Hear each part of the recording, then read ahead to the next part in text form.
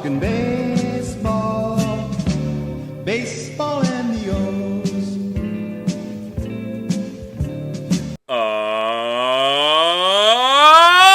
Welcome back, Birdland, to another episode of the Talkin Orioles Baseball Podcast. I am your host, of course, Benny Becker. Thrilled, beyond thrilled, gang, as always, to be sitting down here talking Orioles baseball with all of you. And boy, is it an exciting time to be talking Orioles baseball. It's been an exciting few years to be an Orioles fan, even if the last two, really last three, have ended in an unsatisfactory manner. We are back, gang, after this offseason. This offseason has reignited that excitement, not just for me, but all of Birdland, I hope. We have a lot to talk about on today's first episode of Season 3 of Talkin Orioles Baseball Podcast. The first episode of 2026. Can you believe it, gang? 2026? Gosh, that just might be our year. On today's episode, we have a lot to talk about. Breaking down the Orioles' aggressive offseason, talking about our new skipper, talking about the roster crunch that we have on our hands yet again, and more of what's to come. I think there's more this offseason, plus there's more to this show that I kind of want to share. I want to share what's coming to this show and not just what's coming to Birdland as a whole. But we have a lot of exciting stuff, gang, to talk about. We're going to start no further than with the Orioles going for it. We're going for it this offseason. Mike Elias and his team last offseason, we know they kind of bargain hunted. They tried to bring in a veteran in Charlie Morton, a kind of new MLBer but still veteran in Sagano, a couple other pieces. It didn't work out, gang. We know that. We're not going to really rehash the past, gang. Let's leave that in 2025 and talk about what's now in 2026 in front of us. The Orioles have been by far the most aggressive team this offseason. Not only making some big splashes, but making some big trades and also continuing to add with depth throughout the roster. We're going to touch on all of these moves today. I'm beyond excited about it. The Orioles have top 3 most money committed so far this offseason. I peg it just under $207 million. Certainly pieces are still flying. The Red Sox just brought in Suarez. So maybe now the Orioles are 4th most. They still might be 2nd most under the Blue Jays. But it's basically Blue Jays, Cubs, Orioles in that top 3. I still believe maybe the Red Sox, like I said, have snuck in there after the Rangers Suarez edition. Either way, the Orioles are at the very, very top of the teams continuing to make moves and commit money to their payroll, which is a beautiful, beautiful thing to see. After, again, like we said last year, they were bringing in maybe guys, but not necessarily premier names, not high-value contracts, not multi-year deals. This year, complete opposite. Mike Elias heard the fans. They heard the problems with what they did last season. They saw the problems with what they did last season. And they decided this is how we are going to fix it. We're bringing in real names. We're bringing in real contracts. We're adding real pieces to this organization and this team, gang. Mike Elias was highly criticized last year. And this year, it's the complete opposite. We are doing nothing but singing Mike Elias's praises, which frankly, from a fan base that was calling for his job not too long ago, remember, I personally was not calling for his job, but a lot of you out there were calling for Mike Elias's job. He said, I hear y'all. I see it. And this is what I'm going to do differently this season. He's making amends for what he did last season. And it starts nowhere else but Pete Alonso. The stars were bright. Alonso. Very excited. It happened probably about a month ago, gang. We know that it's not new news. But certainly it's still news, gang. In this offseason, it's all about rehashing things that have happened, and we are going to rehash the Pete Alonso bring-in right now. 5 years, $155 million. A huge number, especially from a club like the Orioles that rarely has ever brought in a player not only of this caliber, but certainly at that guaranteed number of $155 million, $31 million a year. And let's just break down Pete Alonso a little for y'all, gang, because we're getting a great one here. We're getting a really, really good player here. Among first basemen last year, okay, Pete Alonso ranked first in OPS, first in home runs, first in RBIs, first in doubles, first in slugging percentage. Can I interest y'all in that? I know I am. I'm interested in that. And Mike Elias was clearly very interested in making that first base position something that we can now call Pete Alonso's, and not the rotating cast of characters that we saw last year. And we'll touch on that. But, again, I don't want to go too hard into last year's struggles. But what was maybe the number one or top 3 reasons why we struggled so mightily last year? It was health, gang. It was not being able to stay on the field. What's the best ability? It's availability.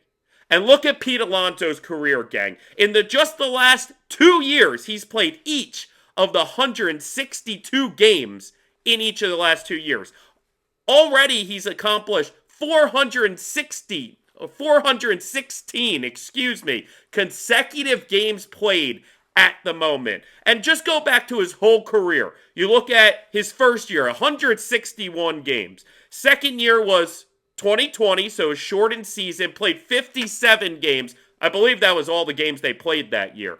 152 the next year, 160, 154, and then we get to the last 2, each 162 games. This is a player who makes himself an everyday player, kind of an old school type feeling, because nowadays everyday players aren't really everyday players. You get at least 1, if not 2 days off a week, it feels like. Pete Alonso's not that guy. He wants his name penciled in that lineup each and every day. Very exciting stuff. Last year, the Orioles' first basemen were among the worst in the league. A negative 8.4 wins above replacement. I believe that pegged them around 24th, 26th, somewhere like that in the league. It was not pretty, gang. We did not get much from our first basemen last year. It was, like I said, a revolving door between Mountcastle, O'Hearn, Kobe Mayo, Sam Basallo. It was all of them plus more, gang. And sure, Ryan O'Hearn was solid for us. He played a lot of left field and DH. Most of the first baseman reps went to Mountcastle and Mayo. Mayo actually led innings at first base last season, and we know that was not necessarily pretty to watch. Okay? I know Kobe Mayo is a much hyped prospect, and hopefully in his career he can accomplish what we want to see from him. But last year, that was not the case. And the idea of going into this season with first base being, Mountcastle and Mayo and Basallo. Listen, I can make a case for all 3 of those guys and how much I like them as players. Gang, to get Pete Alonso at that first base spot almost every day is such an X factor. He's hit at least 34 home runs in every single season except that shortened 2020 season. And in that season, he still hit 16 home runs, gang. 16. Last year, we would have loved a first baseman to hit 16 home runs. And again, that was a shortened season. Very shortened season. In every full season, hit at least 34 home runs. And like I said, last year led all first basemen in home runs. In fact, as far as home run hitters go in Major League Baseball, Pete Alonso is essentially as established of a consistent home run hitter as anybody in the league. The only 2 names that actively have more home runs than Pete Alonso are Kyle Schwarber, and Aaron Judge. And frankly, the Orioles tried to bring in Kyle Schwarber. We made an offer to him, 5 years, $150 million. I'm actually curious to know if Schwarber had signed with us and not re-signed with Philly, would we still have brought in Pete Alonso? I actually think there's the possibility, yes, we would have. Now you might go, where would they play? Who's going to get pushed out? Well, that's already kind of the question with bringing in Pete Alonso, right? So the idea that you could get Schwarber and Alonso in that same lineup, I know that they were at least intrigued by that idea. I don't know, and I don't think they would have pulled that trigger. But if nothing more, I believe Pete Alonso gives you better value, if nothing more, than he's not just a strict DH like Kyle Schwarber is. He's a guy who will play the field. In fact, will play the field a lot more often than not. Now, sure, maybe on the Orioles he gets more DH at-bats than he has for the Mets in past years. That's possible, gang. But ultimately, we are adding one of the most consistent power threats in all of Major League Baseball in Kyle Schwarber. Not only that, but sure, Schwarber might have his faults as a player, as most of these power hitters do. Look no further than Kyle Schwarber, right? He's a guy that can strike out a ton, so can Alonso. These guys have faults as players, but overall, they are tremendous players. And last year, Alonso cut down on that strikeout percentage by, I believe, over 2%, which is a lot, gang. Is a lot. When you get 600-700 at-bats a year, that's a lot. He also increased his exit velocity, barrel rate, and hard hit rate. Gang, this is a guy that at 31 years old may just be entering the prime of his career. We always talk about those windows being about 27 to 32. But in reality, guys perform differently. Everybody's different, gang. So Pete Alonso may very well be coming into his best self around age 29, 30. And we get him right now at 31, 32, 33, 34, and 35. Gang, I don't know how the last couple years of this contract may look. But I know that the first 2 to 3 years of this contract will be spectacular in the production we are going to get from Pete Alonso. And I know when it first happened, I got a lot of talks. My best friend hit me up instantly saying, this reminds me so much of Chris Davis. And I've heard that a lot. Yeah, sure, the numbers slightly similar. The contract may be vaguely similar. But when you look at the actual players, yeah, okay, power hitting first baseman. Okay, sure, similarity. But look at the long-range projections, the long scope of these careers. And I don't think it's really close. Pete Alonso was a top high school recruit, despite maybe some of those videos from his perfect game tryout or whatever. It didn't look pretty, but again, that is a young kid in high school. So, he's come a long way from that, and he would be the first one to tell you. Either way, he was still a top high school recruit. He led Florida to back-to-back College World Series appearances. Second-round pick, top prospect, and just been a consistent major league top performer over his career. Even his down years are still at the very least average to above average. And his best years are elite, gang. So we are getting a premier first baseman since really we had Chris Davis for those couple years, right? And at the end of the day, you look at Davis, who was a very intriguing prospect. There was a lot of talk around him, but he never lived up to the hype, right? Until we got him. And then it clicked for a couple years. But it wasn't the craziest thing for him to go and revert kind of back to who he was before we got him somewhat, right? And I love Chris Davis. This isn't to take things out on CD, right?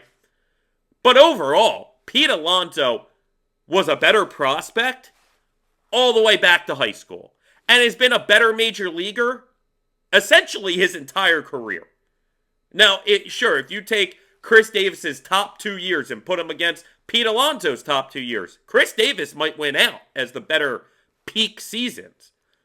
But who's to say we're not going to get even better peak seasons from Pete Alonso these next couple years, gang? That's the beautiful thing. Again, this man is just 31 years old, at the very least right in the midst of his prime, potentially just entering his prime.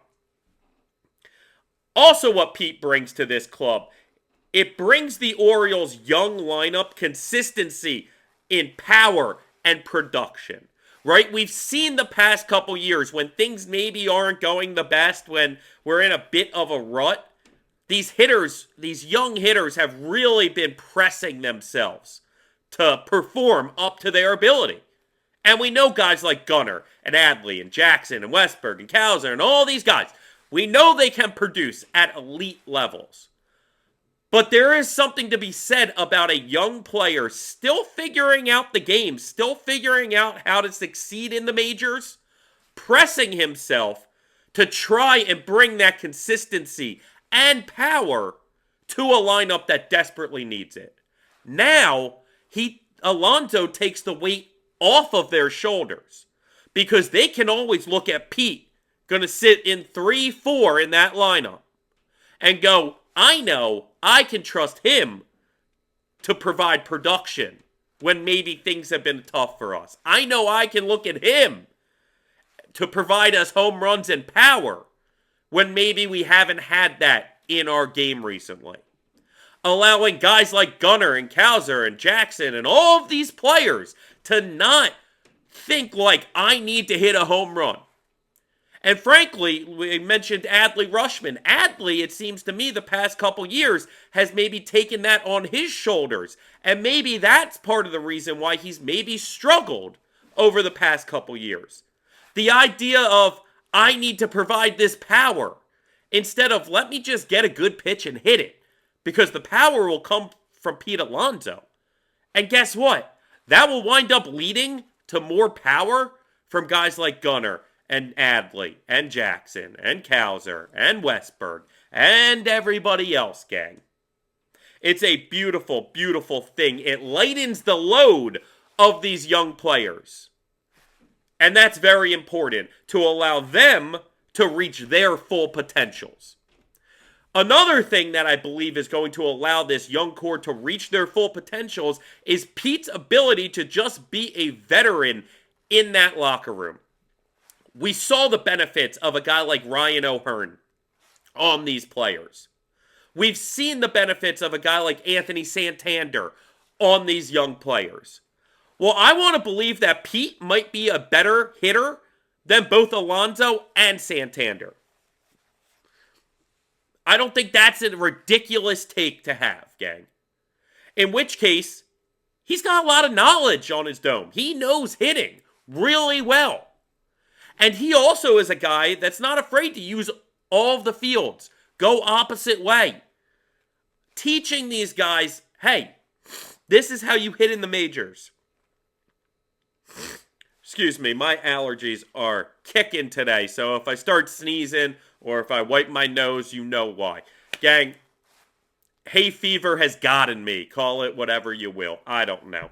Anyway, to end that point of how Pete Alonso is going to most impact these young Orioles, look no further than a guy named Kobe Mayo.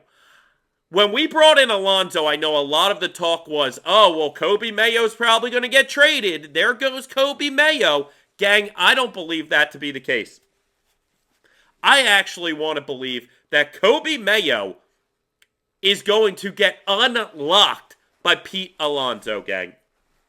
And I'm going to probably do another real breakdown of this for you guys later in another episode before the season starts. But when you look at Pete Alonso swing and you look at Kobe Mayo's swing, they both have this hitch, right? It's like their hands go back later than you would expect a guy to be able to do in the majors.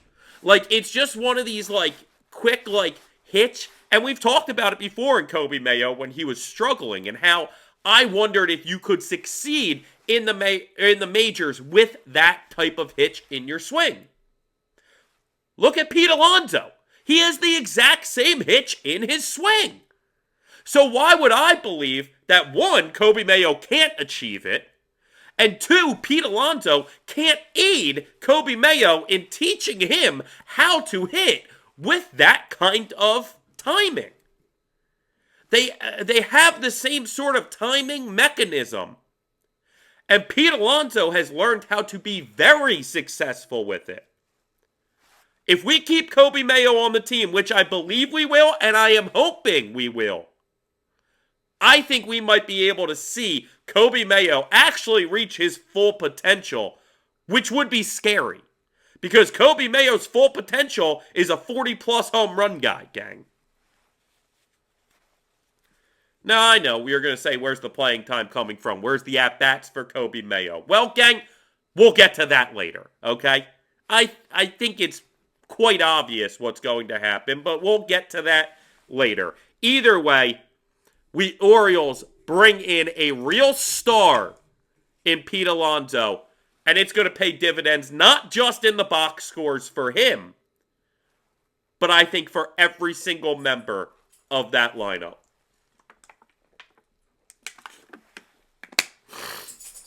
Now, the first move that was made this offseason by the Orioles, and still one of the biggest, maybe the most surprising of all.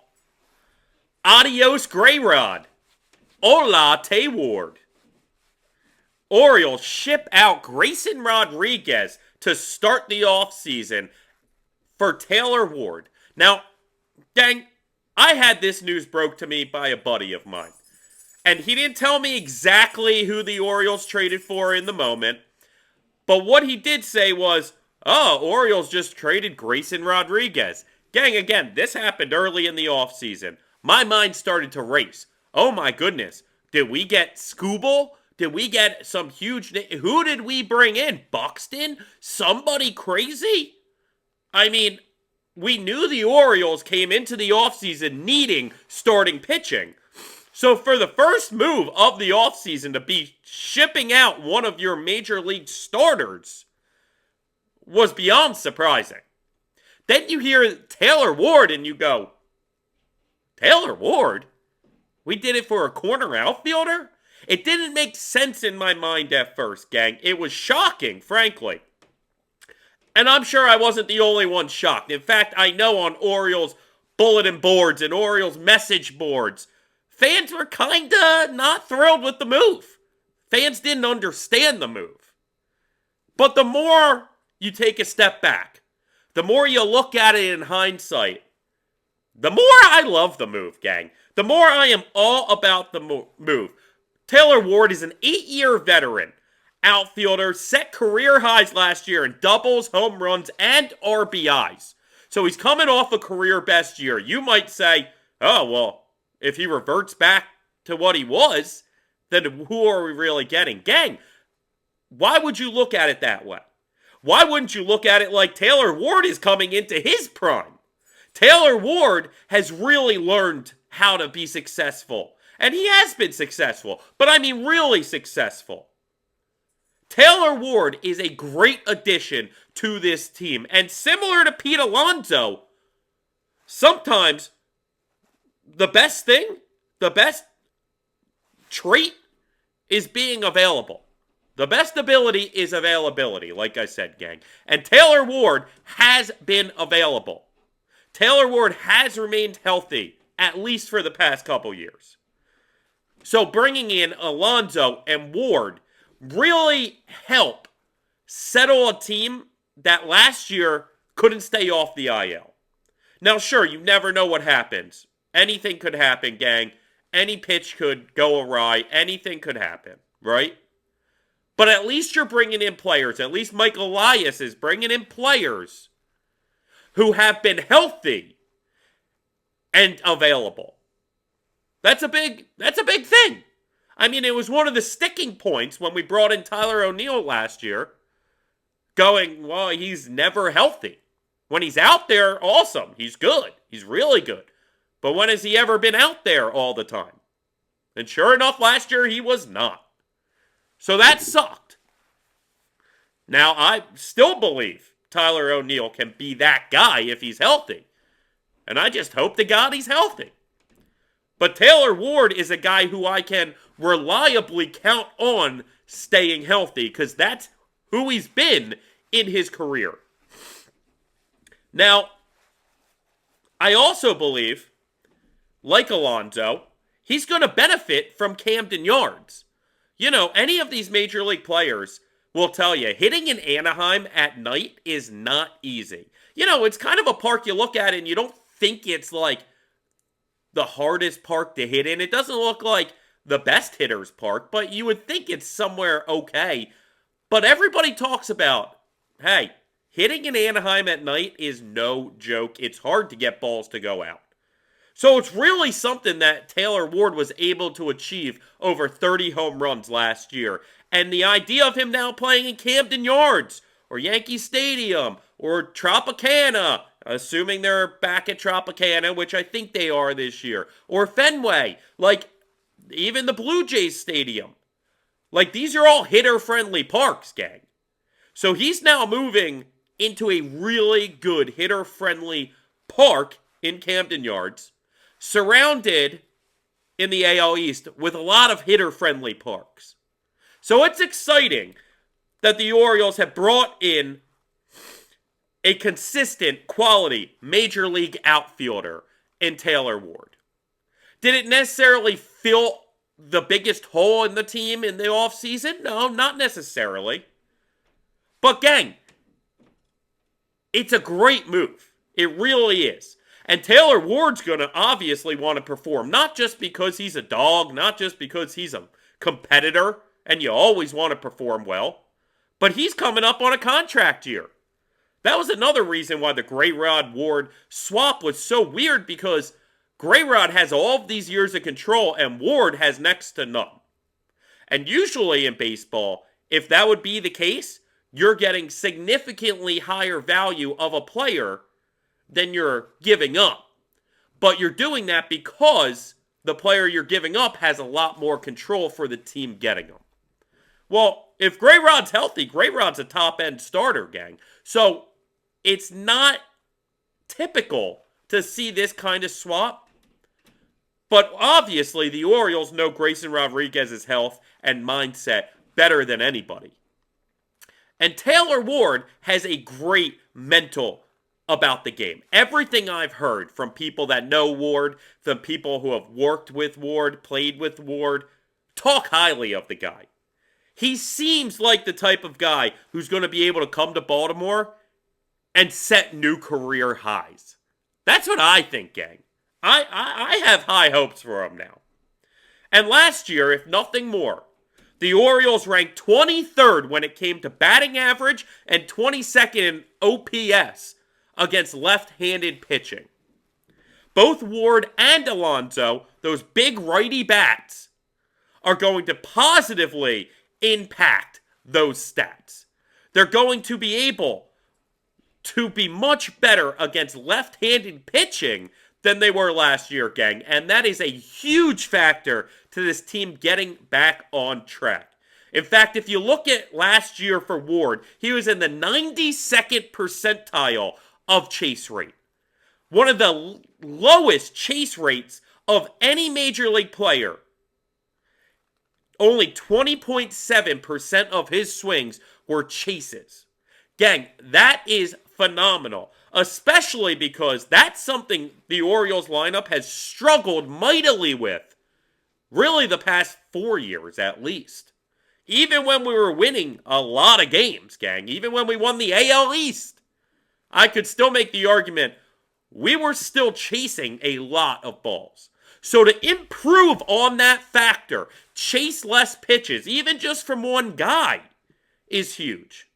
But similar to Alonso and how he's going to help these young Oriole hitters become better hitters, enter Taylor Ward, a man who rarely chases after bad balls. Gang, This is knowledge that he can help impart to this young Orioles core and make them better. Now, someone made the argument that Ward should be batting at the top of the lineup, even in the one hole. Do I see that? Not necessarily. I think he's more a middle of the order bat. Even a two-hole hitter makes sense to me. You know, going something like Gunnar in the one hole, Ward in the two hole, insert your left-handed hitter in the 3-hole, 4-hole Alonso, you know, like kind of do it along those lines. I think that makes a lot of sense. But we'll see. We'll see. I mean, Gunnar, as much as I love him in the leadoff spot, there's some argument to be made he'd be more valuable as a 2, 3, or even 4 hitter. I just think they have a lot of options, and bringing in Alonso and Ward only help further the options. And that's a good problem to have, gang. Frankly, I could even see a situation, especially halfway later in the year, where Taylor Ward might even be batting 7th, 8th. And you might think that that's like a negative. I'm talking down. No, I'm just talking about how much of a step some of these other young kids could take.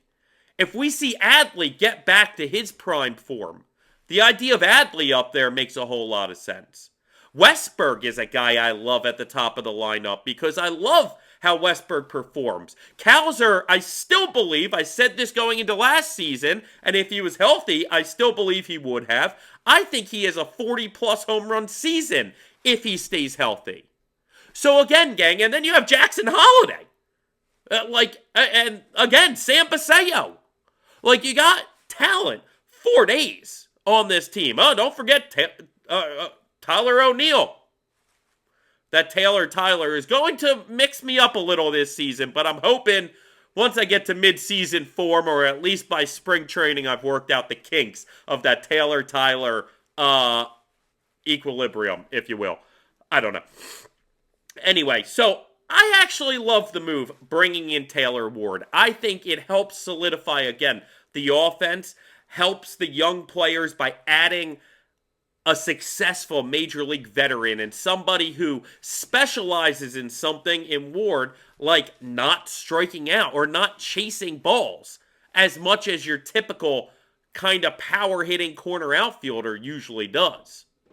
I think it's a great addition. Now, when we look at the GrayRod side of it, I don't want to get too deep into it. We know he's an Angel now, and I'm hoping the best for him still. I like GrayRod personally and professionally if he's healthy. And if healthy, certainly this team could use his services. But we can't now because we got rid of him. And frankly, he hasn't been healthy for the majority of the past few years. It's a guy who just one thing after another. If it's not the lat, it's the shoulder. If it's not the shoulder, it's the elbow. If it's not the elbow, it's this. If it's not this, it's that. Gang, it just seems like it's one thing after another.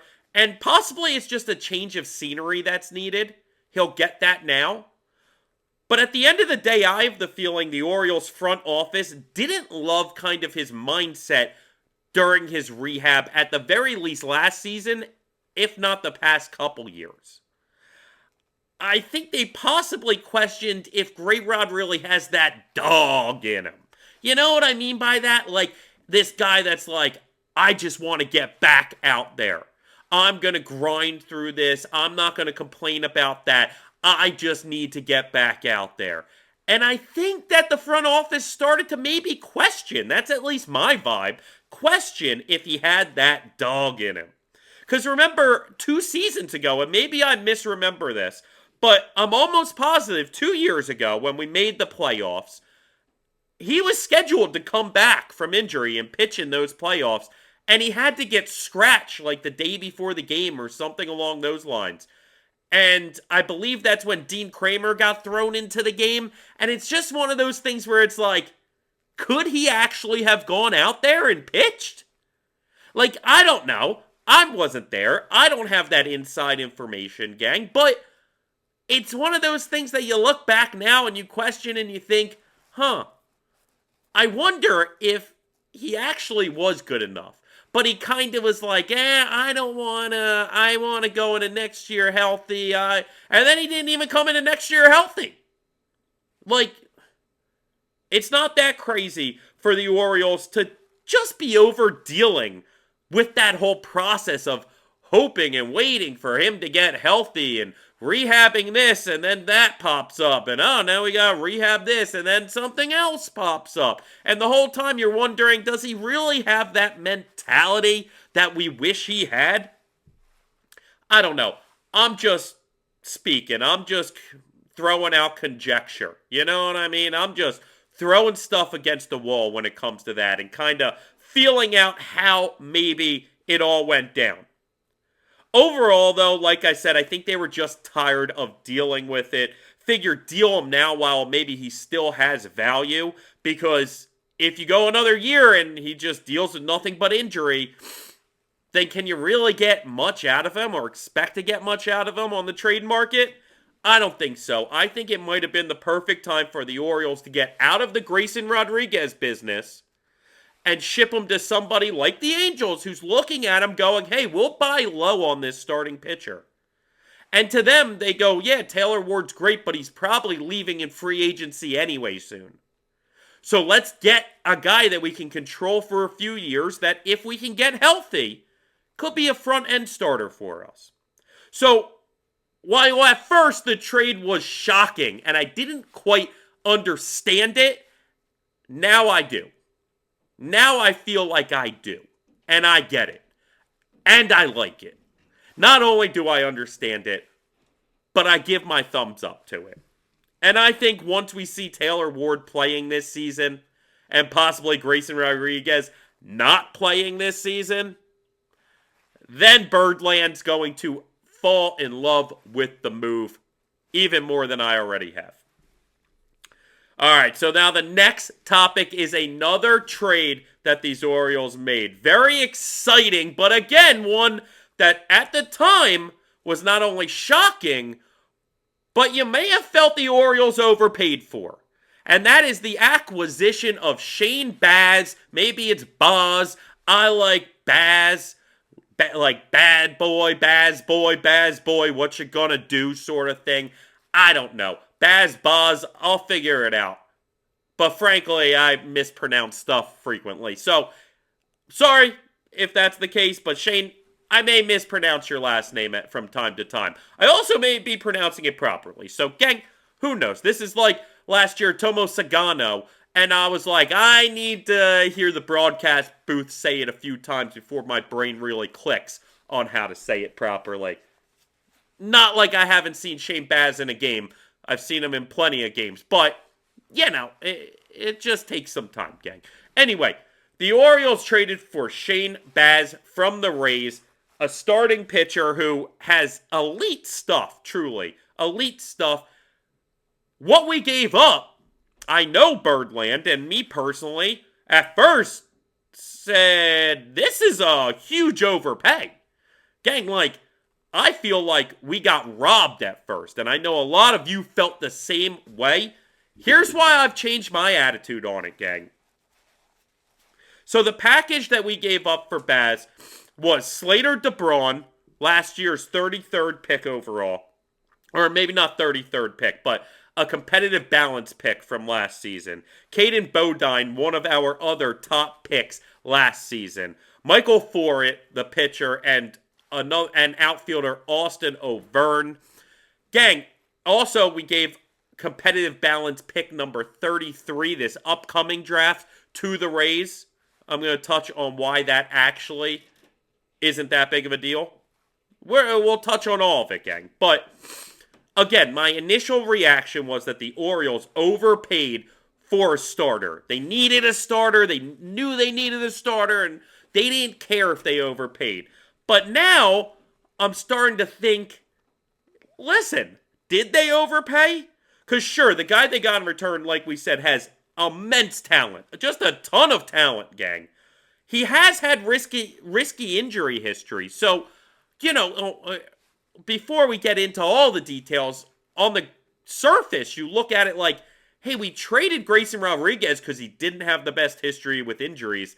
And then we traded for Shane Baz, who also doesn't have the best history with injuries.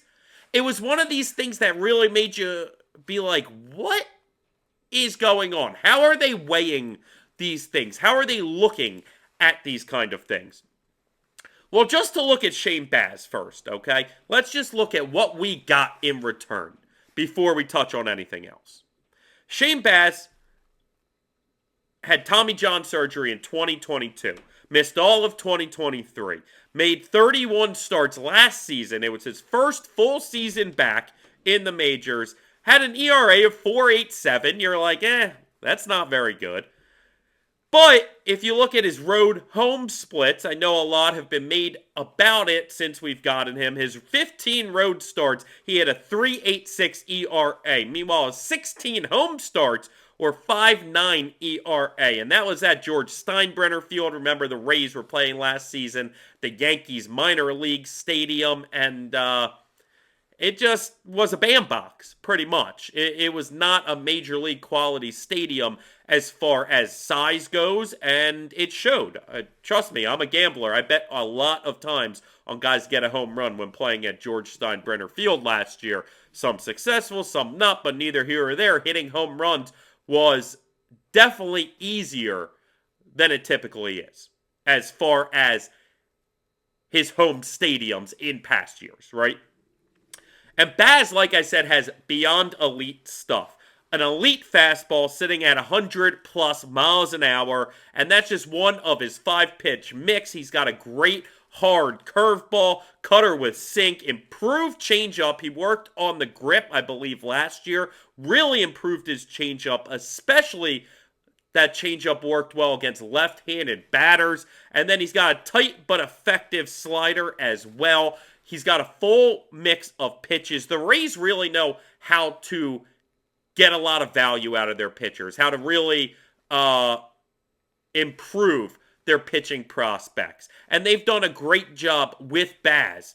And it's exciting to think that we are getting him essentially at the ground floor of what he could potentially be. I know the Orioles and Mike Elias have talked about how Baz really has yet to reach his potential, and they view him as a top-line starter. So certainly when the news broke and you saw the Orioles acquire Shane Baz, in everyone's mind you're like, okay, that's a number 3 or 4 starter. Well, to the O's and to Mike Elias, they're looking at it like we got like a number 1, number 2 kind of guy. So again, there's a varying in opinion there. Hopefully Shane Baz can put together a season that looks like a number 1, number 2.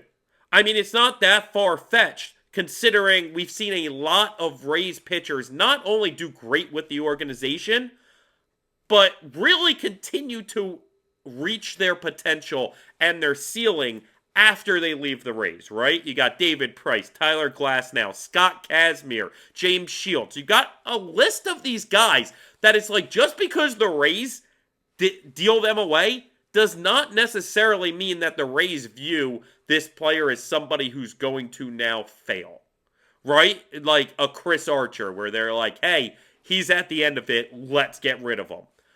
I don't see that in Shane Baz, and certainly his player profile projects more to like that Glasnow type than the Chris Archer. As far as age, as far as how much juice is left in the tank, I think we really got a great one. And in hindsight, when you break down what the Orioles gave away, the price actually does not feel that bad. Orioles didn't lose any top 100 prospects, and I don't believe they gave away any of their top 10 prospects either. Slater DeBron was probably the biggest name, the biggest wow name, because coming out of the draft, he was one of the guys that was the big wow picks that the Orioles had brought in. Fans were all sorts of excited after the draft about DeBron. They got him 37th overall in one of competitive balance picks. Ironically, they got that pick from Tampa Bay. So, essentially, the Orioles really just gave Tampa a player that they may have easily selected themselves had they not gotten the pick for him, right? Or in the process. So, when you look at it that way, it's really like almost we didn't give anything up as far as that player goes, because that pick was something we got in a trade anyway from them. So we're just giving them back a player that they could have drafted anyway at that pick, frankly. Also, if you look at DeBron as a player profile, it's tough, gang, because the comp for Slater DeBron was Corbin Carroll. And you hear that and you go, holy cow, we traded Corbin Carroll in this deal? Essentially a guy that's going to be Corbin Carroll? Well, rarely do these comps actually come to fruition, first off. Remember that. 2, DeBron is 18 years old, only 5'10", 187 pounds, gang. So, yes, size-wise, he's Corbin Carroll.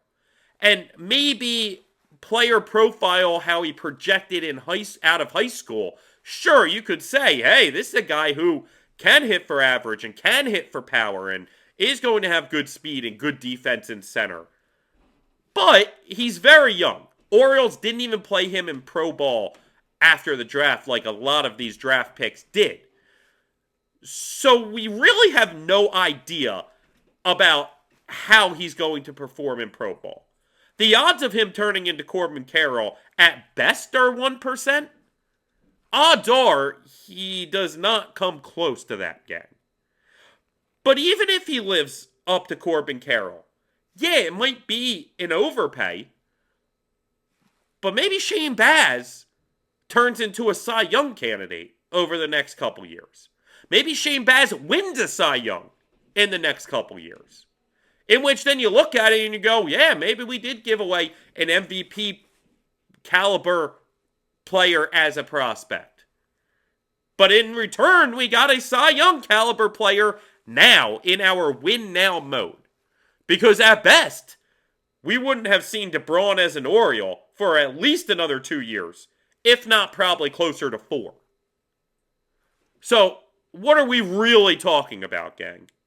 Not having Slater DeBron in center field for the 2031 Baltimore Orioles?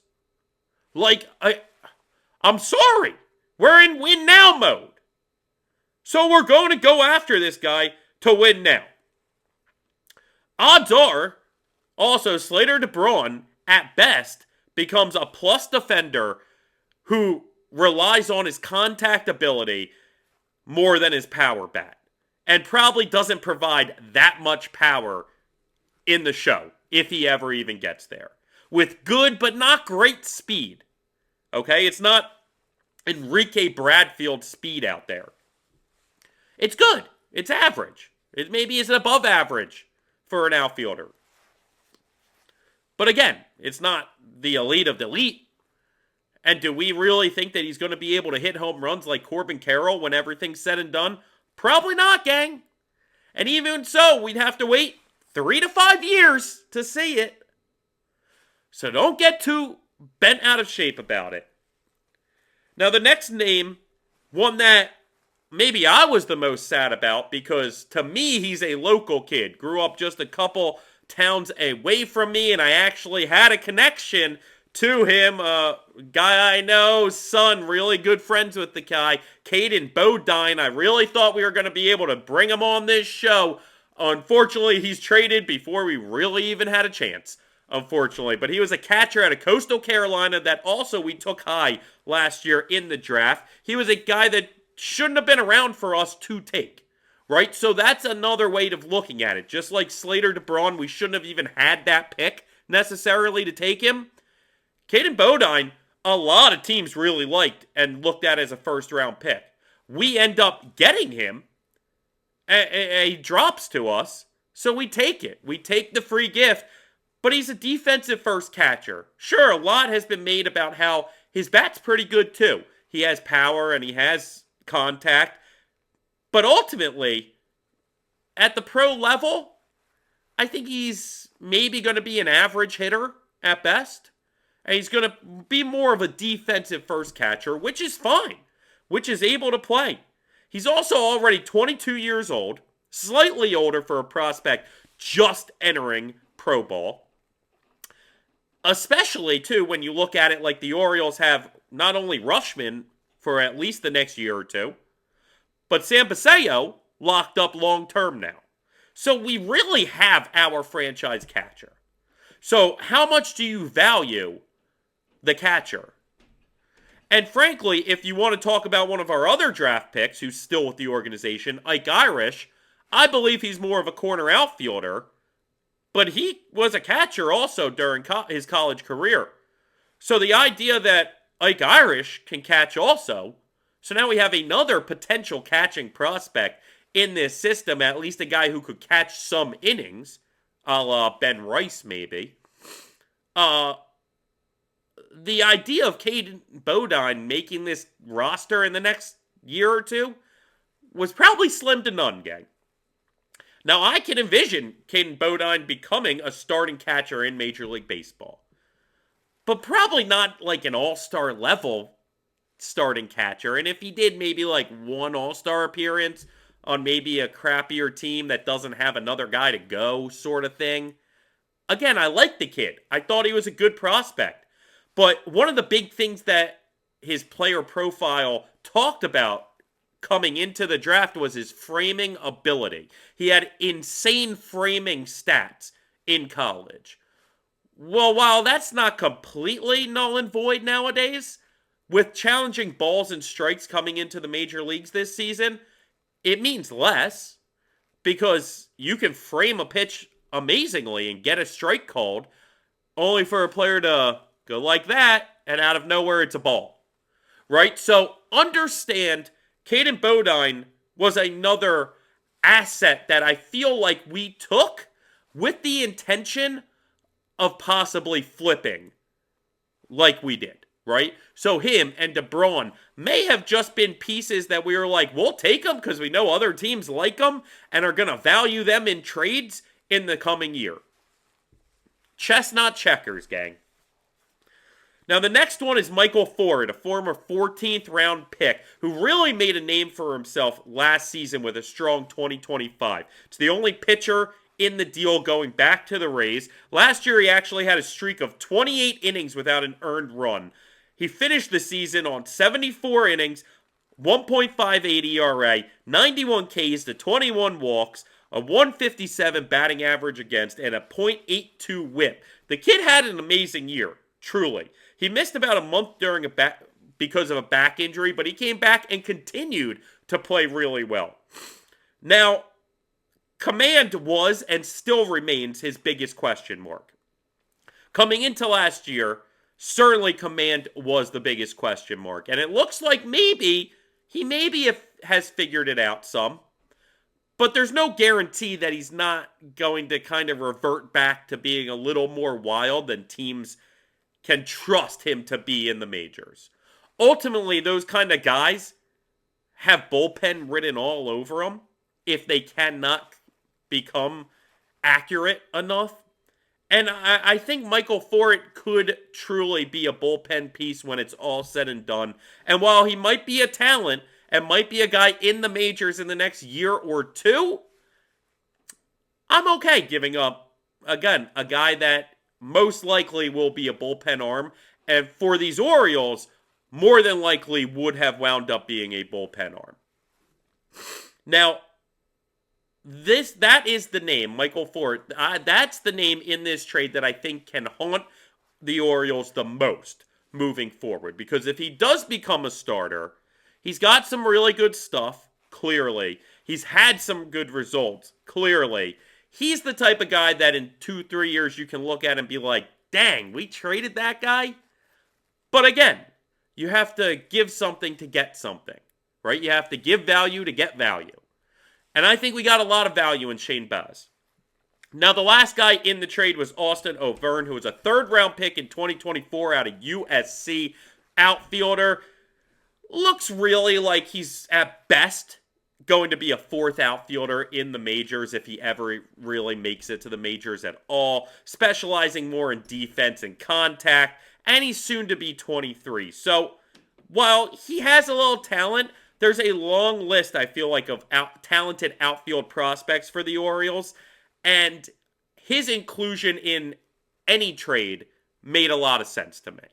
That was a name that even when we drafted, we were like, do we really need another one of these guys? Like, we just spent guys in that draft and the one before, and we have guys. And so it's just looking like that was one of the right guys to move along. And again, even if he does make the majors, I don't think he's probably anything more than a backup fourth outfielder for a team. And we talked about the competitive balance pick and why it actually was pretty good that they got rid of it. And that's because we expect, like we'll touch on later in the episode, to maybe have them get another guy through free agency, another top guy through free agency, a guy with a qualifying offer attached to his name. And those guys cost you picks. And since we already lost a pick with Pete Alonso, guess what? We're probably going to lose another one when we sign one of the top pitchers, let's say. Okay? In which case, that would become our third pick. The third pick we have then would get lost, which would have been this competitive balance pick. But with that gone, now it would become a pick in the 80s. So while you can look at it like, oh, well, because we traded this, now we lose yet another. We're losing 2 picks, essentially. 3, really. Like, what are we doing now? No, it actually makes sense because the value, we can attach that competitive balance pick. And now the value of signing that free agent, you really aren't losing a really good pick. You know, and you're losing a top 100 pick, not a top 50 pick. Big difference, gang. So, again, I'm a big fan of that trade in hindsight. And when you look at all of those together, the Pete Alonso, the Shane Baz, the Taylor Ward, now the picture starts to make more sense. And as a whole, I absolutely love what Mike Elias has done this offseason. So now comes yet another free agent signing that they made. Ryan Helsley is now the Orioles closer moving forward, at least until Felix Bautista gets back, maybe in a year, maybe never, who knows. Obviously, we love Felix, and we hope he can rejoin the team maybe even by the end of this year. But maybe that's a pipe dream. And maybe it's a pipe dream to really be able to see Felix Bautista the way we're used to seeing Felix Bautista when he's at the top of his game ever again.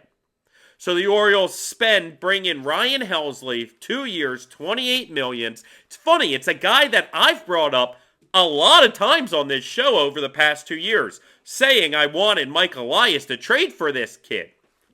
And he hadn't. In fact, last year, the Mets traded for him. But in his career, he's had 297 appearances. He has 105 saved. Now, not all those appearances were save opportunities or in a closer role. So don't think that that's a bad save percentage. His save percentage is really good. 105 saves in those 297 appearances. An ERA under 3 at 2.96. He's got a high velocity fastball, usually sitting over 100 miles an hour. Sharp slider. Also includes a cutter here and there. A typical arsenal for a closer. But you love having, again, a closer that's going to be sitting at that 100-plus range with his fastball like Felix Bautista gave us in those great years with Felix. Now, he did struggle last year when he got traded to the Mets. It was a combination of him tipping his pitches, and frankly, I think also the Mets just kind of being a mess last year. I mean, outside of Pete Alonso, they really didn't have much going for them. And Pete Alonso almost dragged essentially a dead team into the playoffs. And he couldn't get it fully done, even though he had tremendous stats. That team was just such a mess that they fell apart. They missed the playoffs somehow, some way. And listen, Ryan Helsley didn't necessarily help that. But I also think maybe that affected Ryan Helsley more than Ryan Helsley affected that. You know what I mean? Sometimes it can go both ways.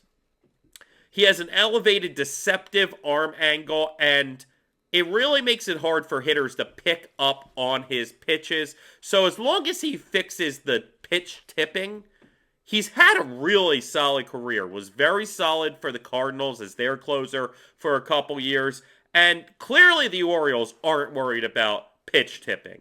They believe they can either correct it or monitor it and make sure that it doesn't become a liability out there. He really should come in and solidify the back end of that bullpen without Felix Bautista being there. And frankly, he's another guy like Alonso, like Baz, that seemed like Mike Elias and company really picked. And I don't mean like, oh yeah, hey, like, this is the guy that's left. No, it's like they could have had one of 4, 5, 10 different guys to bring in to close games. They chose him. They said, that's our guy. They identified who they wanted, and they went out and got who they wanted. And Ryan Helsley is one of those guys. I'm very excited to have him on the team. Like I said, for a couple years now, I've been asking Mike Elias to go and trade for him. Now we didn't even have to trade for him. We just signed him. 2-year deal. I love it, gang. A part of me would have really liked Pete Fairbanks, too. I'll just throw that out there. Even after the Helsley signing, I loved the idea of bringing in Fairbanks as well. He wound up down with the Marlins, I believe. I think he really just wanted to close also. And once the Orioles brought in Helsley, I don't think he was interested in that idea. Not that I know that the Orioles were even talking to him at any point, especially after Helsley signed. I just think the deal he got was kind of risk-free, and he's been somewhat of a thorn in our sides, I feel like, when we played Tampa the past couple years. And another guy I would have loved to bring in, because the combo of those two, I would have been confident that we have a guy that will close out games for us. Instead, I just have to have my hopes and beliefs that Ryan Helsley is that dude that's going to be able to consistently save games for this team. All right, so now I suppose this was actually the first move that they made. It wasn't a roster move, but a coaching move. Orioles finally hire their new manager. You know, last year we fired Brandon Hyde, promoted Tony Mansolino to interim manager. Some people thought Mansolino was going to potentially get this job. I thought it was possible also, and I love Mansolino. I think he's awesome. That's always a name that when he was our third base coach, I would yell out at the games, yo, Tony, stuff like that. I love Mansolino. But I think we found a gem in Craig Albernaz. Again, another last name maybe I'm going to have to figure out how to properly pronounce. Maybe I already got it. I don't know. That's what off-season and spring training's for, gang, right? As far as I'm concerned. So, Craig Albernaz is now the new skipper. He's at the helm. I actually love the move, gang. You know, certainly not a guy that I could have told you about a year ago. Not a name that I really knew about, even though a year ago, he was interviewing for gigs. But we'll get to that. Craig Albernaz was actually an undrafted catcher out of college and found a somewhat long minor league career. 2006 to 2014, he played minor league baseball. And again, he was undrafted. So this is a guy that believed in himself, never made the majors, but believed that he could stick at least in the minors for a while. And he did. He did stick. He was praised for his defense when he was catching, when he was playing. He was in the Rays organization as a coach for a few years, moved to the Giants as their bullpen coach and catching coach for a few years. Then for the last 2 seasons has been in Cleveland as a bench coach. And then last year was their associate manager. You know, sometimes these titles all mean the same thing. Bench coach, associate manager. I don't know. Anyway, definitely a guy with a lot of pull in that Cleveland organization the past couple years. And I love everything not only I've heard about Albernaz so far, but I've heard from Albernaz so far. If you haven't looked at his press conferences, if you haven't heard the man talk, he's really a guy that clearly you want to play for. That, like, a guy that is going to hold you accountable, but also a guy that's going to have your back. And there's something about this guy that makes me believe we found our manager. We found an elite one, gang. If nothing more, though, you should expect to see a positive impact on the bullpen and the catching defense. Because everywhere he goes, it seems that the catching defense and the bullpen not only take steps to be improved, but are some of the best in the league in the seasons he's there. Cleveland's bullpen last year, I believe, had the best ERA, and maybe even the last 2 years were one of the best ERAs. And again, Craig Albornaz is one of at least the reasons why that was the case. He also did away with a lot of coaches. Now, a guy like Buck Britton stuck around as the third base coach. That I do like. I enjoy Buck Britton in the organization. And I didn't want to see a complete overhaul. But certainly when it came to hitting coaches, I wanted to see the guys like Tojo, Tommy Joseph, gone. For the life of me right now, I can't remember the other ex-Philly that was a hitting coach. Gone. Not John Mabry, but another guy in around those Tommy Joseph years or whatever. Gone. They did away with that hitting staff, and they brought in new hitting coaches, Dustin Lind, Brady North. Certainly I can't tell you a dang thing about them. I could read you where they coached and where they've been, but ultimately it seems like they've been very successful in where they've been. And I trust Craig Albornaz and this staff to kind of right the ship and get these guys playing their best baseball, which is what you want in a manager. And like I said last year, he actually was interviewing for jobs. He was a finalist for the Marlins and the White Sox, but chose to wait for the right opportunity. And he felt that this team, this organization, was the right opportunity, which signals to me a lot of positive things. Not only about Craig Albornaz and how he wasn't desperate to be a manager. He wanted to be a manager on a team where he knew he could positively make an impact and he knew was ready to win. He didn't want to just go to the Marlins and the White Sox and struggle and get blamed for, not the most talented rosters, not playing that well, and wind up getting fired. A lot of people do not have the cojones, do not have the belief in themselves that they'll get that opportunity again and that the right opportunity will get presented to them. This man did, and he believes we are the right opportunity. And that's all the reasons. That is everything to me. That shows me that he not only believes in himself, but he believes in us. He believes we are ready to take those steps. He believes we are ready to win. And with him at the helm, gang, I think we got a winner. Now, there were some other depth moves. There's been a bunch of depth moves. You see that all the time in baseball where, whether it's minor league deals or little, additions here or there. Who knows even if half these guys will even be around after spring training or ever see the field for the Orioles this season. But I do want to just touch quickly on some depth moves. We re-signed Zach Eflin. That's a great bring-in. I love that. If you've been listening to me talk in the past couple years, how much I love Zach Eflin and how big Zach Eflin was for us when he was healthy.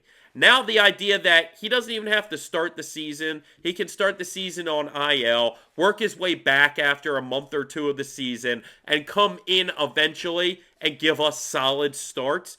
Because truly, Zach Eflin could wind up being the number 3 or 4 on this staff this year. Or Zach Eflin could maybe have 6 starts total. I don't know which one it's going to be, gang.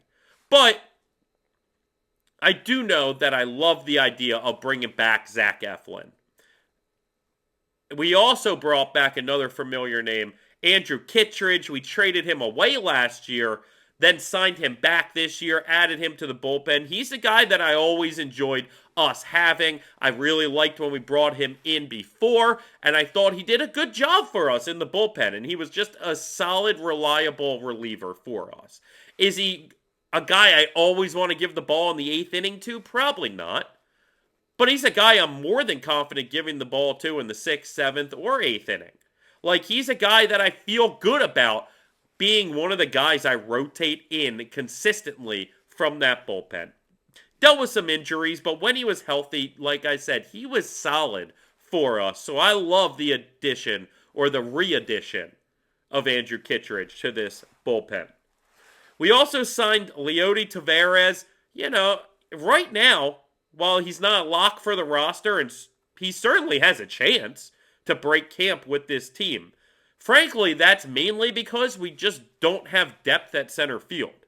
Our starting center fielder is probably going to be Colton Cowser, who I love, and isn't a liability in center, but that's not his first position by any means. That's not his primary position, or at least it shouldn't be. He should be more of a corner outfield. And after that, we really lack depth at center field as far as a backup goes. So, Leody Taveras could absolutely find a way to break camp with this team as a backup outfielder. And then the Orioles love to play this game where we claim a player or trade for a player and designate him for assignment, try and pass him through waivers to get him into the minor leagues. I think we've done a great, successful job at this season. You got Marco Luciano, former top prospect from the Giants. You got Joncasey Noel, who, listen, anytime, like I said, Craig Albertez just came from the Guardians. Anytime you bring in a new manager and then get a guy from his former team who, again, was waived, probably not thought that highly of in there, it makes me think that that new manager thinks highly of this guy and has told somebody, hey, if we can, we should get him in our system because he could be something cool. Again, maybe not beyond special, but could be a solid guy for us. We saw he has that power. He had his first major league home runs against us at Camden Yards last season. Joncasey Noel is another guy they passed through waivers and got to the minors. Luis Vasquez is a guy they traded for earlier this year. Some infield depth. Again, none of these guys are amazing, but just bulking up depth at the top minor league level with major league quality role players. Right? That's just something. There are going to be injuries. There's going to be movement. It's nice to be able to bring up a guy that you're confident is a major league quality role player, and not a young kid or fringe guy that you don't really think is that guy. The last one I'm going to touch on is we re-signed Albert Suarez on a minor league deal as well. I love that, and I know the team loves Albert. The clubhouse loves Albert. I'll never forget when he got called back up from the minors towards the beginning of, I believe, last season, if not 2 seasons ago. And the warm welcome Ryan O'Hearn apparently gave him, and I know O'Hearn's not with us anymore, but it was so much love for Albert Suarez that I like it. Do I expect great things from Suarez? No, but could he be a nice guy in the bullpen, long relief man, maybe make a spot start here or there? Sure. I think we've seen enough from Albert Suarez to give him a minor league contract, and that's exactly what the Orioles did, so I absolutely love it. Now, we've talked about how these moves have created somewhat of a roster crunch. Now, it's not the same as last year's roster crunch, where you have all these prospects and who's going to make it and who's not. This year, it's more pretty established, and it's more where's the playing time coming from and who's going to be the bench, pretty much. So, the Alonso signing, we've talked about obviously how many of the first base innings Alonso is going to play. He's going to eat up almost all of those innings, and sure, he's probably going to take some DH at-bats as well, but for the most part, he's going to live over at that first base spot day in, day out. So that takes the innings away from Mountcastle, Mayo, Basello, and as of now, I don't necessarily know how that's going to shake out. Could the Orioles keep all 4 on the roster? Yeah, sure. I can tell you 2 are on the roster, and that's obviously Alonso and Basello. So then the other 2 come down to where's Mountcastle and Mayo land. Could they keep all of them? Yeah, sure. I don't think that's the case. I think the obvious move is to move a guy who I like highly of. I still think highly of. and that's Ryan Mountcastle. Mounty's never been a guy that can consistently stay healthy, and when he is healthy, he can't consistently contribute the way that we expect him to be able to contribute. At times he has, and at times he just hasn't. And he was one of these top prospects for the Orioles before this whole before this window of winning. Like, we go back a long way with Ryan Mountcastle, gang. So it would be a shame to see him leave, having not reached his potential fully for us. But the way the roster's set up, I just think that makes the most sense. Frankly, there was some thought that he would be non-tendered this year and just become a free agent. The Orioles chose to bring him back, offer him the contract, brought him back, but that was all before the Alonso signing. And yeah, Mike Elias had really kind words and encouraging words about how much they like Ryan Mountcastle and see him as a big piece of this team.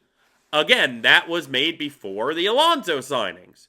So now, is he really a big piece of this team? I don't know. I don't necessarily see it. And while Mounty wouldn't bring back that much, it would alleviate the problem right now with, the roster crunch as far as first basemen go. So maybe the move is Mayo, because Mayo can bring in a lot more, and we can keep Mounty and get him those. And sure, maybe the real value we bring back in Mayo is an elite starting pitcher, a la Tariq Skubal-ish. And again, not straight up, but like as part of the package for him. Or maybe it's, hey, we can just get a lot of these younger prospects, because Mayo's a little older of a prospect now. Maybe we can basically restart the clock on the prospects that we get back from Mayo. Maybe that's the best option, gang. I'm not sure exactly what they're going to do. I'm a betting man, and if I could bet it, I would say Ryan Mountcastle is the one that eventually gets moved. But teams don't necessarily value first basemen like that very much nowadays.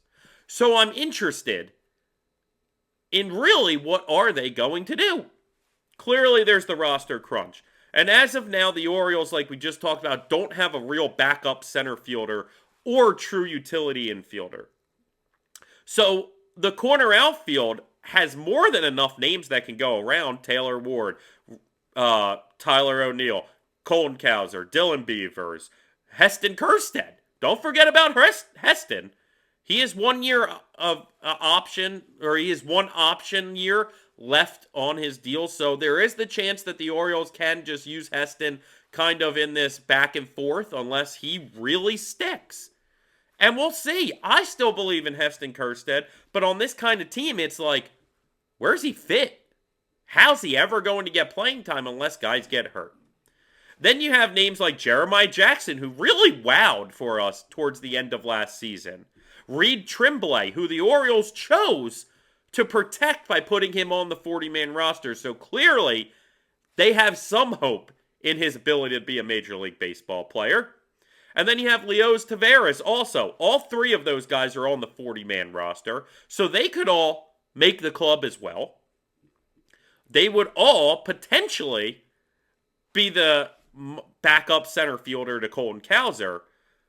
But Jackson and Tremblay aren't traditional center field guys. Taveras is, but is he really good enough to really help this team more than just sparing Colton Cowser in center field every now and then? And so how much is that worth? Jeremiah Jackson, some wonder if his defense isn't even good enough to be the utility infield guy, let alone also then helping out in center field. Luciano and Noel are also on the roster now, but in the minor leagues. Neither of them play center field. So, what happens with center field, right? Cowser seems to be that everyday center fielder. And while he's not a liability, like I said, he's definitely better in the corners. Behind him, at the moment, would be Dylan Beavers, who's played a little bit of center field in the minors, but certainly not a lot. And certainly is not a natural center fielder. Like I said, Taveras is the easy bet to be the backup center fielder. but he has to make the roster, and that's a big if because I think a lot of the other guys and names are more talented guys than he is. Jeremiah Jackson provided that spark offensively and showed us a lot last year. But again, a lot of people, including I believe the Orioles, question if he can even be the utility man for infield with the defense that he displays, let alone at a less familiar position like center field. Tremblay has also played center field in the minors, but not a natural center fielder either. So you still have work to be done as far as this roster goes and how it's going to look on opening day. So a lot of questions still at stake, but we got a lot of time to talk about these questions, gang. Not necessarily tonight, we're coming towards the end of the episode, but on maybe our next episode we'll touch on that, I am sure. So now, is there more to come? Again, the Orioles have been one of the most aggressive teams this offseason, but is there more to come? Because to me, feels like the Orioles offseason is not done. We've been linked to just about every starting pitcher in the free agent and trade market. Certainly my dream scenario would be Tarik Skubal. I've already dropped that name multiple times this episode. And I think, again, not this episode, but maybe next episode is when I'll really get into my case on why we should, or at least should have, paid whatever price is necessary, essentially, for Skubal. But then there's a big but to that. I'm willing to pay the price, but if the price is too much, then I might not be willing to pay it. If that makes sense. You know, and the price might be too much this offseason. So then I understand why not. Frankly, I think Skubal stays with Detroit to start the season, and eventually, unless Detroit's the best team in baseball around the deadline, I think Detroit ships him. Even if Detroit's a good winning team this year, I still think they look at it and go, we're not going to re-sign him. We have 0% chance of that. We need to recoup something for this player. Now, the O's have been linked to free agents like Framber Valdez, Zach Gallen. Those are the two big names that are still available. Certainly, guys have signed throughout this offseason. You had Ranger Suarez, who the Orioles were linked highly with, just signed to the Red Sox a day or two ago. You have the Japanese kid Amai to Houston. That's an intriguing deal. I kind of wish the Orioles would have matched that deal. But I also am not the biggest believer in him being able to just jump right to the majors and be this impact starter that we need him to be. I think it would kind of be a little more of the same that we got last year with maybe Sagano or one of those other guys where it's like, hey, you see some good moments, you see some bad moments. There's learning experience to it. They're catching up. Now he has to rebound. Now he has to adjust. Now he has to figure out how to prep his body, all these things. I don't know if that would have been the best move. Dylan Cease to Toronto got a huge deal, and frankly, I'm very happy the Orioles did not give that huge deal. Certainly, if he would have stayed in free agency for a while and Orioles could have gotten him at a discount, it's a good name. And it's the type of guy who his best ability sometimes is availability because he's going to give you those 30, 35 starts a year. The problem is it seems like every other year those starts account for something good, and then on the other years they account for really not that great of years. So what are you getting in Dylan Cease? Michael King was a name that I was really intrigued about and was kind of pushing for the Orioles to go for. And frankly, the deal he got from San Diego was nothing that I wouldn't want the Orioles to match. But the Orioles weren't able to get him. I don't know if they put out a similar deal to San Diego. That's what I think might have happened. And he just decided to go back to San Diego.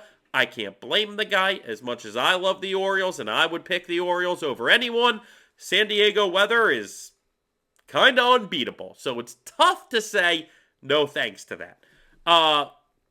There's still intriguing names, though, out there. Again, Valdez and Gallen. I really think the Orioles wind up signing one of those two guys. I think Framber Valdez is just a stud. I know sometimes his attitude has been in question. He had that issue last season where he purposely crossed up the catcher. Excuse me.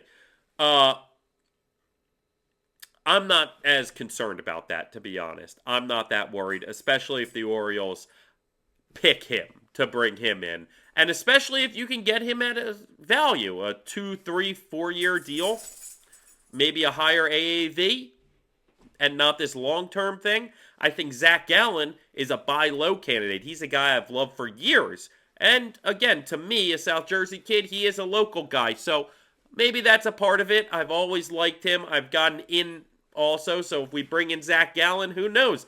I might be able to get the man on an episode here or there, potentially at least. We'll see about that. But as far as actual pitchers, I love the idea of at least one, if not even both of them, gang. Don't put that out of question that the Orioles add both of those guys. Also intriguing names are guys like Scherzer, Verlander, Chris Bassett, Lucas Giolito, Nick Martinez. All 5 are very interesting names. I could also see the reality where all 5 stink next year. But I like the idea. Certainly Scherzer and Verlander are definitely at the end of their careers. But do they have any more to offer? Because if you just watch a game here or there last year with them, you might be like, they need to hang it up. But if you look at the whole season, they actually provided some pretty good innings and some pretty good starts. And then you saw Scherzer in the playoffs last year for the Blue Jays. Still have that bulldog mentality, man. So don't be surprised if maybe the Orioles throw out a little offer to one of them and see if they can make the team. Maybe not even guarantee them the roster spot, give them an opt-out if they don't make the roster sort of thing. We'll see. I also believe the Orioles could add another reliever to the bullpen. Not a premium guy, but a good veteran depth guy. I wouldn't be shocked about that. Again, I wanted them to bring in Pete Fairbanks as well, because it was a value deal. I don't know if he would have been interested in a non-closer role. I don't know if the Orioles were even talking to him very much, but don't be surprised if another name is added to this bullpen before the offseason ends and spring training starts. But there's still some mega names out there right now, gang. So there is the small possibility there could be a huge addition again to this Orioles team.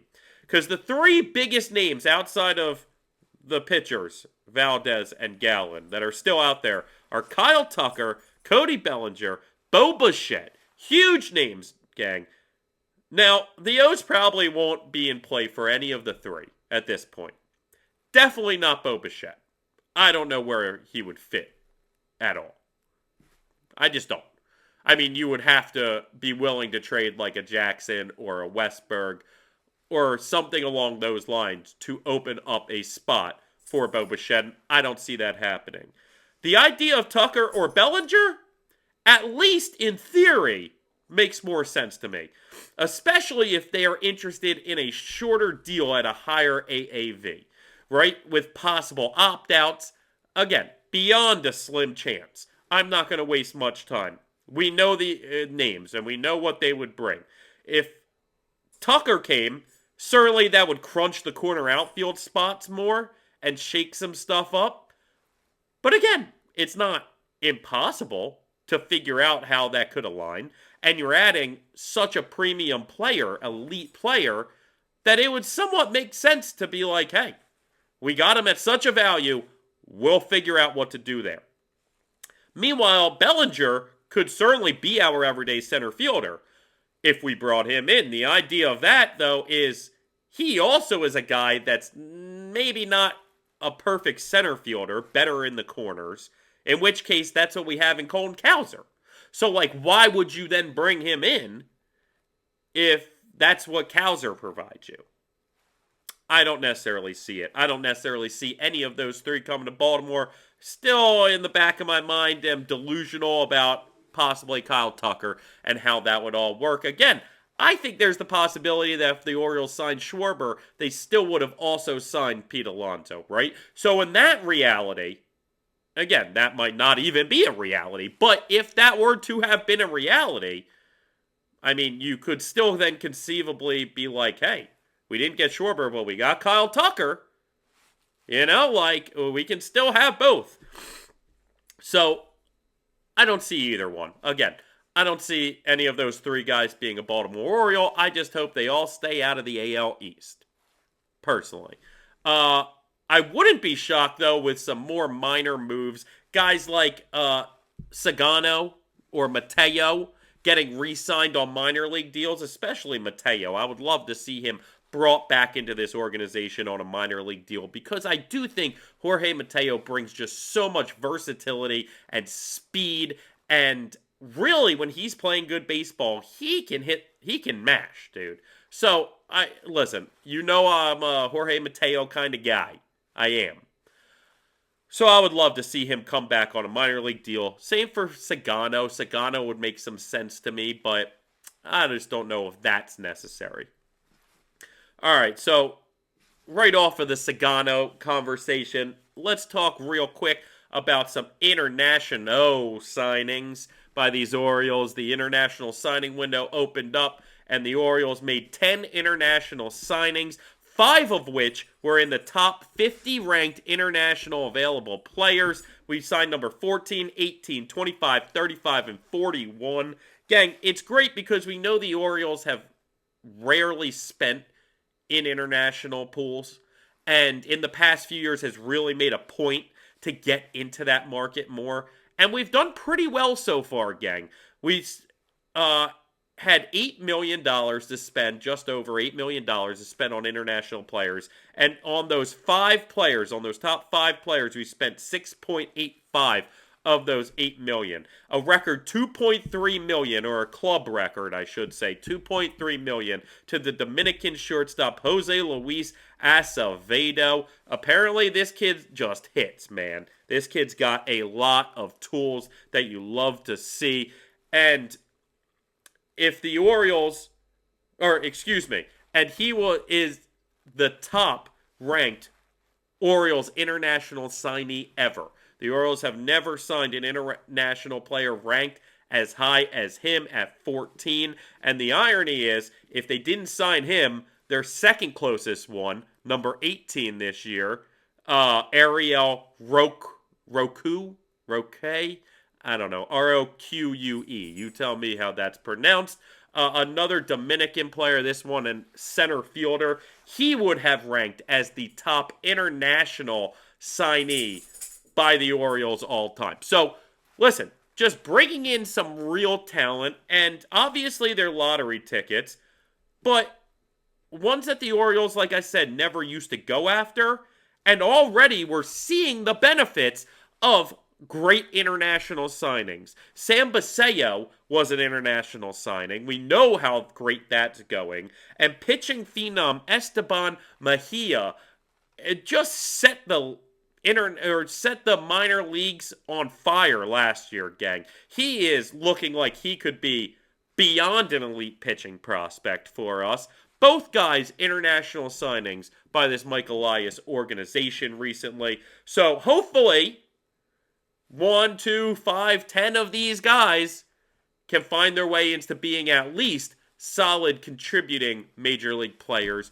Just love to see it, gang. Absolutely love to see it. And we're going to end this episode on something fun like we normally like to end on. We're going to talk a little about the promos that the Orioles recently announced. They announced some of the promo schedule, and they continue to shine with cool, interesting promotions, not just your standard stuff. Obviously, we know the Hawaiian shirts. The Orioles are actually giving away 3 of them.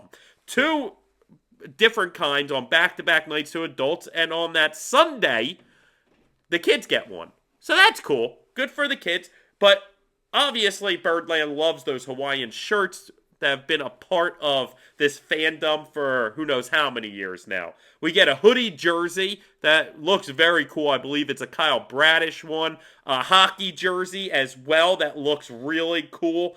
I need to get me some of these. I need to go to these games. I need to get my hands on this swag, gang. Especially the bobbleheads. You got one already with Holiday, Jackson Holiday with his dog Coconut.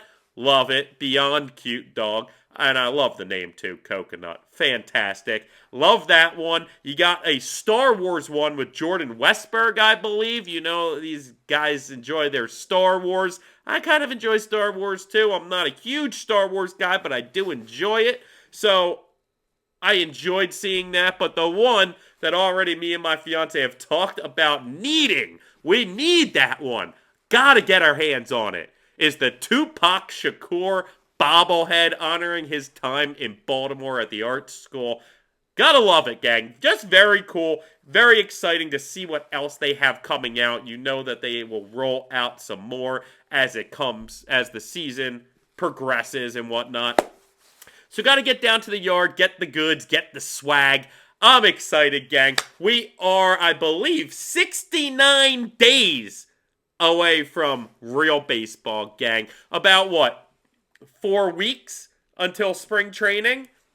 Gang, I couldn't be any more ready and excited for baseball. I'm beyond thrilled that we're back talking to you about Orioles baseball. So excited. We got a lot of exciting things coming up this season, gang. I think we have a lot of exciting things happening for this show this year. I don't want to give too much away. I don't want to say what potentially could become, but I'm telling you, gang, you're going to enjoy it. You're gonna enjoy it. You're going to love this and be excited, gang, because Orioles baseball is almost back and Talkin Orioles baseball is back. So thanks once again, gang. Always a pleasure. I don't know if we're going to stick to our same Monday, Thursday schedule this entire season. Certainly this off season, we're going to kind of throw episodes at you a little sporadically, but hopefully we'll get a formulated schedule going into the year. Again, make sure you follow us on Instagram,